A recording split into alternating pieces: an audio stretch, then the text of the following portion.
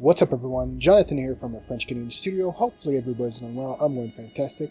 Today I'm bringing you a sort of a special video where last week I posted a small little picture of Vault 13 from Fallout 1, which I decided to create a 3D model of, just a little scene I wanted to do in Blender. Of course, this video is pretty much going to be the process of building this project. From scratch to everything else. If you're a patron at the $2 level or the 8-bit level, you get actually put up this project file so you guys can check it out, manipulate it, change it, make it better than I did, because obviously that's always a possibility. Screw around with the materials and all that. And of course, you can always go check a new page I just started, FrenchCanadianStudio.artstation.com, where I post pretty much all the work I'm doing there too. You can buy the project there for $2 if you don't want to become a patron. It's going to be $2 there too. And also, while you're there, of course, hit the follow on the ArtStation so you can see all the small little stuff. It's exclusively just the models I'm working on and stuff like that. It's free if you guys want to check it out. It's more of a professional portfolio for instead of Instagram where I post random stuff on Instagram. Anyway, of course, if you want to become a patron, you can also do that. You get exclusive perks. Go check them all out on patreon.com/FrenchCanadianStudio. So we'll get started right now. The video, what I'm trying to do is the original picture right here is I'm trying to do Vault 13 from Fallout 1, like I mentioned at the beginning. And this is the final result I've created. If you've seen it on Instagram or you're seeing it right now. At the end, I'll have a couple more screenshots from different angles. The scene wasn't composed to be seen from these angles, but just to show you a little bit more detail I was working on some of the projects. So let's get started with the project. Alright, so first thing I do is start out by loading my reference picture, because it's always very useful when you're trying to work and create something you've done before. So first thing I'm creating is basically the door panel, the door wall where it's going, and the base of it where there's some groove in there, and yeah, I'm going to be creating the grooves, because that's the easiest part I thought about starting first. So yeah, basically I'm just modeling out the general rough shape of the door. The door itself is pretty simple, not that complex, pretty much. So basically right here I'm just trying to adjust them to pretty much follow the teeth of the door, pretty easy. One thing I did here is I created the same amount of sides to it as to make it rotate properly around the, so right here you're seeing like, so when if I do want to animate it, it's ready to be animated. So basically here I decide to mirror so I don't have to do it both sides. So basically you're just seeing the process of me try to make it be as seamless as possible to what I'm trying to do, and adjust it so make it nice and crisp as much as I can here. It's a long process. It's one thing I like doing is just screwing around, getting to see what I'm able to do, and this is a lot of practice, just practicing a lot to get stuff done. Pretty much rambling here. Yeah, so just adjusting it to size. So it's actually trying to get the perfect size, because if it's too big it looks kind of weird, if it's too small it looks kind of weird. Yeah, what I did there, pretty much created a copy of the door so I can basically create a cutout of the door itself. I did screw it up a bit because I did too high poly, but I did fix it at the end there. You'll see it in a couple of seconds. Readjusting the size and all that, and basically the model itself, if you guys decided to download the model, is non-destructive, so you can replace the door by another model and with a different cutout and all that. So basically what here I'm trying to do is there's a cutout on the side of the door, on the right side of the door, basically just doing that, and trying to make it fit so it doesn't screw around with the cutout of the door itself too much, because that's the more difficult thing to play around with, is trying to actually, I think I did apply these cutouts because I wanted to try to do something that wasn't working properly. It doesn't matter. I did take away some vertices because for some reason I created too many, and I didn't want to do that much. So that's the long process of sometimes when you're modeling, you make these little stupid mistakes. You don't notice at first, so you don't think of. And you're like, oh dang, then you have to take them up, because it helps render the project faster too. This size shouldn't matter that much because it's a pretty small project, but anyway.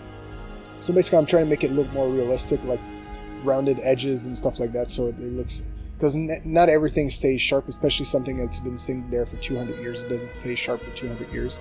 That's why you'll see the rust later on and keep working on it. And pretty much now I'm going to be pretty much done. Yeah, creating a little island on the side there. This one's a little hard to see in the picture. There is sort of like divots I do create after. Oh yeah, the console. The console was another fun little part because it has a weird shape. Right now it looks kind of weird because it doesn't actually look too much like it.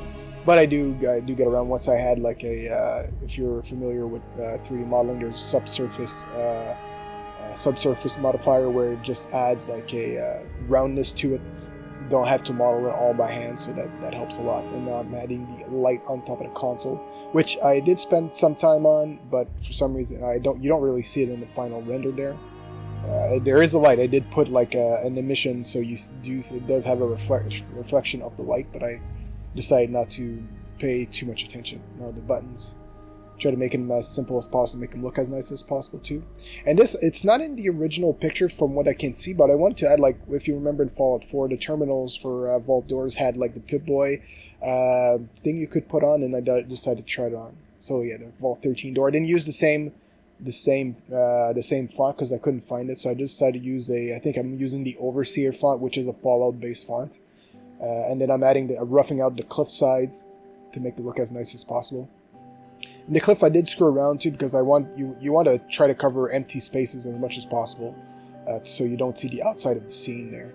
And then I'm just add sort of a displacement and just to add sort of more of a nice little texture, so it's more rocky. And then I start looking for materials. The material I put on first, it's not the one I'm using because there was too many lines inside of it, so it didn't look nice. Anyway, I screwed around with it. It never looked proper. You see, like my UV mapping doesn't look nice. If you're used to seeing what UV mapping is, the floor worked on the first try, obviously. So yeah, working on that. I tried couple of things, try to make it. Eventually, I do change just a bit later. I readjust the size so it looks a bit more natural. I wanted to make it look sharper, and then I try to adjust the base a bit so it looks like it's actually going into the ground a bit more. I did try to get the effect from the original picture as much as possible to make it look the same tones of colors as much as I could. You'll see later it looks kind of weird because the metal looks too perfect, but I do adjust it, as you'll see like in the final result there. Do add rust a bit more, and I add these little divots in because they're there. Yeah, no, I add just an HDR to affect the lighting just a tiny bit to make it look a bit nicer. I did add the spotlight there too because it is in the main picture, but it's not. It's just to highlight the character while he's in the cave. And I do add mood lighting just to make it look more like spooky. And I do rearrange the aspect. I tried to put it in the original aspect ratio, but it didn't look nice, so I just went back to 1080 after a while. Right now, I'm pretty much more working on the material. I'm importing procedural materials I've worked in the past. I've learned from Ducky 3D. This is a blemish material for metals, and then from there I just screw around with it till I get what I want to add, sort of a rusty look. I couldn't get the exact same rusty look as the original video, but for what I was trying to do, it worked out pretty fine. So it added blemish. I try to reduce it down and then add a more rusty color to it.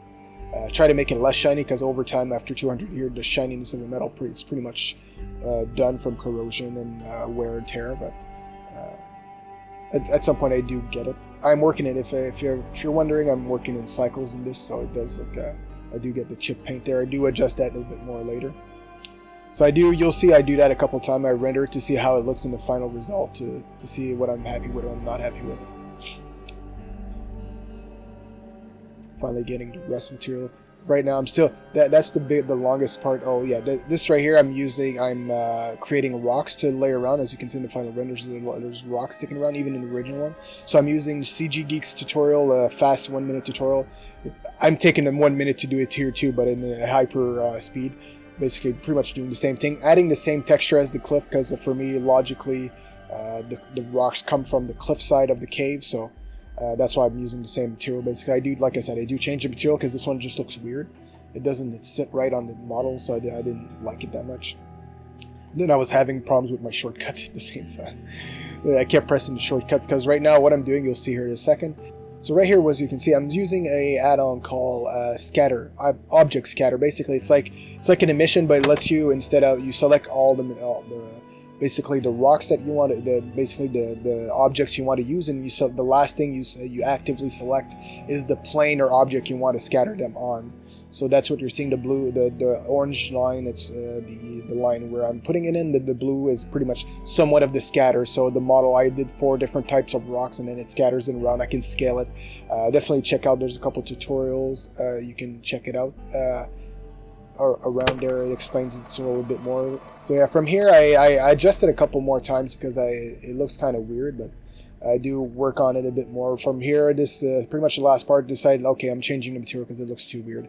Readjusting the rock faces a bit because I had to redo seams, and this is where I try to get the final material. I wanted a bit more pitting in the metal to make it look more natural, and adjusting the rust. And right here, what I wanted to do is, since you couldn't see the 13 with all the rust and the shininess, I wanted to add the cutout. So what I screwed around with it a bit, and for some reason I did this. I just added material color to the 13 cutout, and then it worked. I didn't even know you could do that, so that's kind of weird. I didn't even know that. So that's pretty much it. The rest is just little touches, and you'll see the final render then. So hopefully you guys enjoyed. Go follow me everywhere, French Canadian Studio. Hit the follow, subscribe to this channel. Go follow me everywhere, African Studio on Twitter, and go follow me everywhere else, French Canadian Studio or ArtStation, Instagram, and of course my website, French Canadian Studio, where you can see the development of the Dementophobia game. Thank you so much, and I'll catch you in the next one. Keep on keeping on.